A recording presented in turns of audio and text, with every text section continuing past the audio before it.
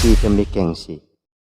Mendirikan yayasan agar dimuliakan, mendirikan pesantren agar terlihat keren dan beken, mengajar ngaji biar dipanggil kiai, maka dia menjadi budak. Oleh karena itu kita harus bermujahadah dalam tekad dan niat, bersungguh-sungguh hanya semata-mata karena Allah Ta'ala.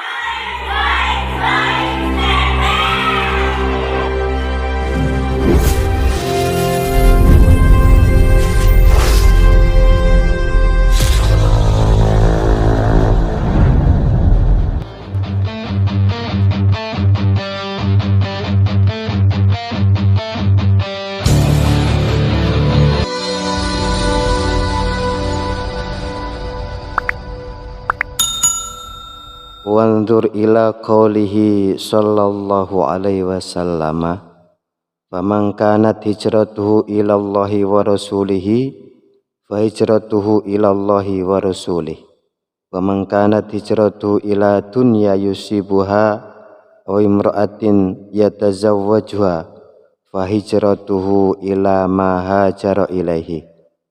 Fafham qawluhu alaihi salatu wassalamu wa ta'ammal hadal amro in kunta dha fahmin. Perhatikanlah sabda Rasulullah sallallahu alaihi wasallam, barang siapa yang hijrahnya kepada Allah dan Rasulnya, maka hijrahnya kepada Allah dan Rasulnya. Dan barang siapa yang hijrahnya kepada dunia yang ingin diraihnya, atau kepada perempuan yang ingin dinikahinya, maka hijrahnya itu kepada apa yang ditujunya. Pahamilah sabda Rasulullah ini dan perhatikan hal tersebut jika kamu memiliki kecerdasan dan pemahaman. Syekh Ibnu Athaillah menyeru pada para salik atau murid agar memperhatikan hadis ini. Jika para salik atau murid punya kecerdasan dalam pemahamannya, maka dia akan bisa mempertegas lagi pemahaman makna hikmah pasal sebelumnya, yaitu tentang larangan seorang salik atau murid yang pergi atau berangkat dari alam satu menuju alam yang lainnya. La tarhal min kaunin ila kaunin. Akan tetapi seorang murid atau salik seyogyanya berangkat atau pergi dari semua alam menuju kepada pencipta alam. Walakinir hal minal akwani ilal mukawwin. Imam Asy-Syarqawi menjelaskan bahwa Syekh Ibnu Athaillah berharap agar yang menjadi sorotan dalam merenungi hadis ini adalah pada kalimat yang akhir, yaitu fahijratuhu ila ma hajara ilai, bahwa hijrah seseorang akan berakhir pada tujuan hijrahnya.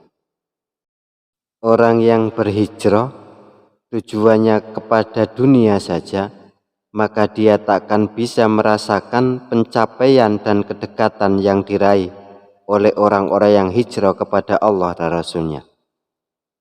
Dan orang yang berhijrah kepada Allah dan Rasulnya itulah yang dianggap benar dan terpuji. Sedangkan orang yang hijrah selain kepada Allah dan Rasulnya, yang hijrahnya hanya bertujuan dunia dan dengan segala kesenangan yang ada termasuk wanita, ini adalah merupakan tujuan yang dihujat dan tujuan yang tercelah. Yang mana menurut Imam Asy-Syarqawi dalam hadis ini, ka'annahu sallallahu alaihi wasallam nabbaha bid dunya wa mra'atin ila hududin nafsi bil wuqufi ma'aha kainatan. Jadi seakan-akan Rasulullah sallallahu alaihi wasallam memperingatkan tentang pengaruh buruk dunia dan wanita terhadap jiwa bila kita terlalu terobsesi pada keduanya. Oleh sebab itu kita harus menuju pada Allah dan Rasulnya Karena faquluhu fajratuhu ilallahi wa rasulihi wal makna irtikhali minal aqwani ilal mukawwin.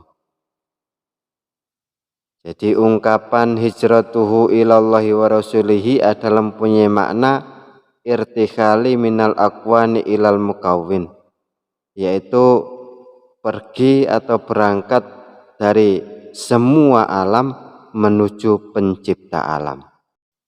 Dan inilah yang dituntut dari seorang hamba.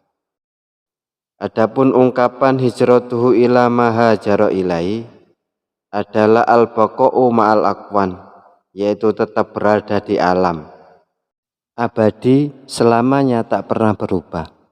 Dia hanya berputar-putar saja seperti keledai penggilingan yang tak pernah sampai pada tujuan. Oleh karena itu, dalam pasal hikmah terdahulu dikatakan, bila mana seseorang yang beramal dengan bertujuan selain Allah Subhanahu wa Ta'ala, Imam Asy-Syarqawi menyebutnya bahwa Abdullah, maka dia menjadi hamba pada selain Allah. Ketika dirinya beramal untuk mengejar jabatan, mengejar kedudukan, maka dirinya disebut hamba kedudukan atau budak jabatan. Ketika dirinya beramal untuk mengejar harta dan kekayaan, maka dirinya disebut budak kekayaan. Akan tetapi jika mereka beramal hanya semata-mata karena Allah Subhanahu wa Ta'ala, maka itulah yang disebut hamba Allah. Man amila lillahi fahuwa abdullah. Maka barang siapa yang beramal untuk Allah, maka dia adalah hamba Allah.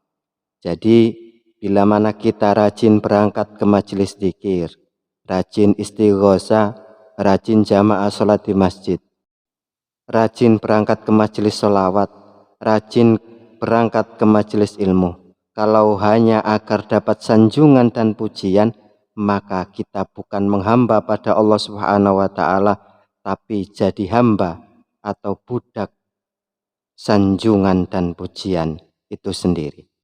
Bila seseorang pergi haji demi gengsi, mendirikan yayasan agar dimuliakan, mendirikan pesantren agar terlihat keren dan beken, mengajar ngaji biar dipanggil kiai, maka dia menjadi budak.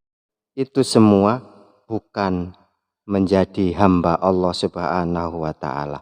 Oleh karena itu kita harus bermujahadah dalam tekad dan niat, bersungguh-sungguh hanya semata-mata karena Allah Ta'ala. Karena dengan niat itulah yang menentukan arah kemana amal seseorang. Min kaunin ila kauninkah atau minal aqwani ila mukawwin. Jadi hamba atau budak selain Allah kah, atau dia menghamba kepada Allah Subhanahu wa Ta'ala.